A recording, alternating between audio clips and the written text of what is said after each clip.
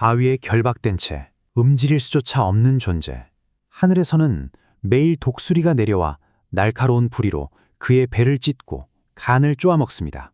밤이 되면 그의 간은 다시 자라고 다음 날이 되면 같은 형벌이 다시 시작됩니다. 끝나지 않는 고통. 그는 왜 이런 형벌을 받고 있는 것일까요?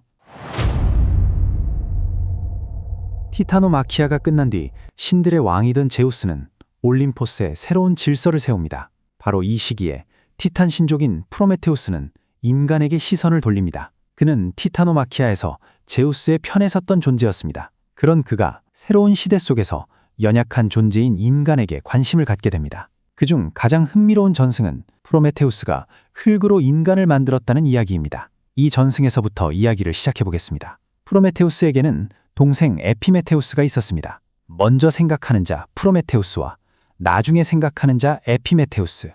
둘은 세상의 생명들에게 저마다 살아갈 능력을 나누어주는 역할을 맡았습니다. 동생 에피메테우스는 먼저 동물들에게 능력을 나누어 주었습니다. 어떤 동물에겐 날개를, 또 다른 동물에겐 빠른 다리를, 날카로운 이빨과 발톱을, 두꺼운 가죽과 털을 주었습니다. 동물들에게 남김없이 능력을 나누어 주었습니다. 형인 프로메테우스는 흙으로 동물들과는 다른 형상을 빚었습니다. 인간. 그 모습은 신들과 닮아 있었습니다. 그리고 또 다른 전승에서는 아테나가 그 형상에 생명의 숨을 불어넣었다고도 합니다. 하지만 인간에게 나누어 줄 능력은 이미 남아있지 않았습니다. 그대로 두면 살아남기 힘든 존재. 그리고 신과 인간 사이에는 재물의 몫을 정해야 하는 순간이 찾아옵니다. 프로메테우스는 이 자리에서 인간을 위해 제우스를 속이기로 합니다. 한 마리의 소를 두 몫으로 나누고 한쪽에는 고기를 숨기고 겉을 나쁘게 만들고 다른 한쪽에는 뼈를 넣고 기름으로 덮어 겉을 좋게 만듭니다. 제우스가 선택한 것은 겉은 좋아 보였지만 속은 뼈뿐인 몫이었습니다. 이후 인간은 신에게 뼈와 기름을 태워 바치는 제사를 지내게 됩니다. 이 선택은 제우스의 분노를 불러왔습니다. 그는 인간을 위해 프로메테우스가 자신을 속였다고 생각했습니다. 그래서 그는 인간에게서 불을 빼앗아 버립니다. 빛, 도구, 기술, 생존, 문명. 인간이 인간답게 살아가기 위해 필요한 거의 모든 것의 시작이었죠.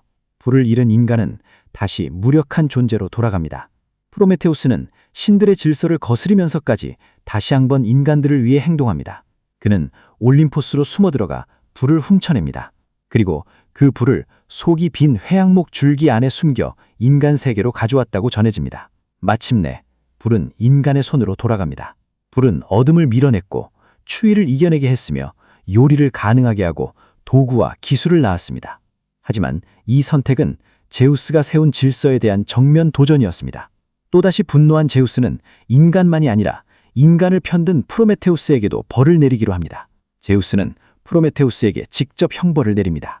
헤파이스토스가 쇠사슬을 만들고 크라토스와 비아가 그를 바위에 결박합니다. 일부 전승에서는 그 장소를 코카서스 산이라 전합니다.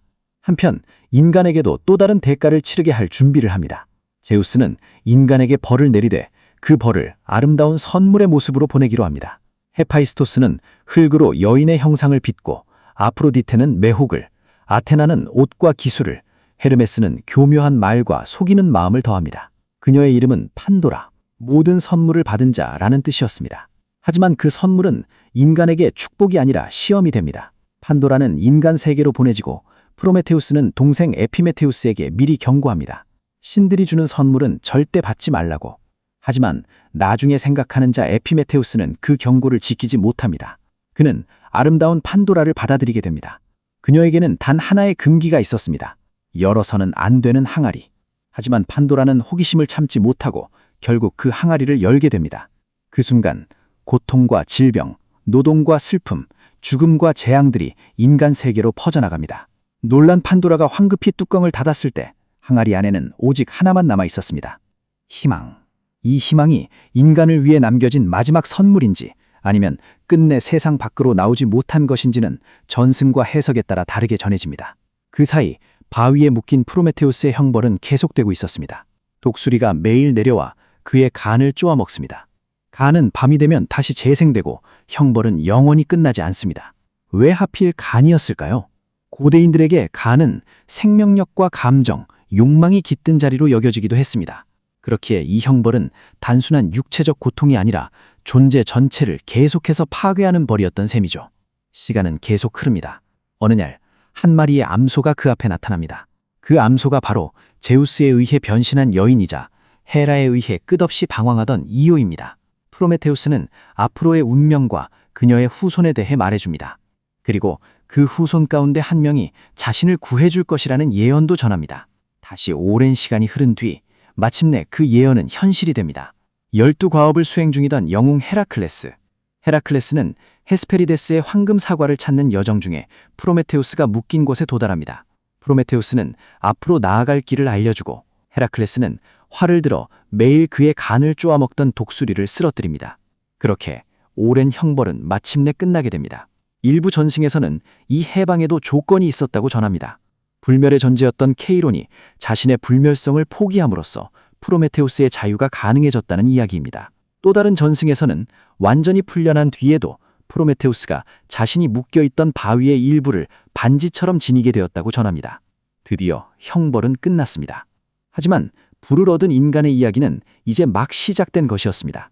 프로메테우스는 인간에게 문명을 주었고 판도라는 인간에게 고통을 남겼습니다. 그리고 이제 불과 고통 모두 가진 인간 세계는 또 다른 심판, 대홍수의 이야기로 나아갑니다.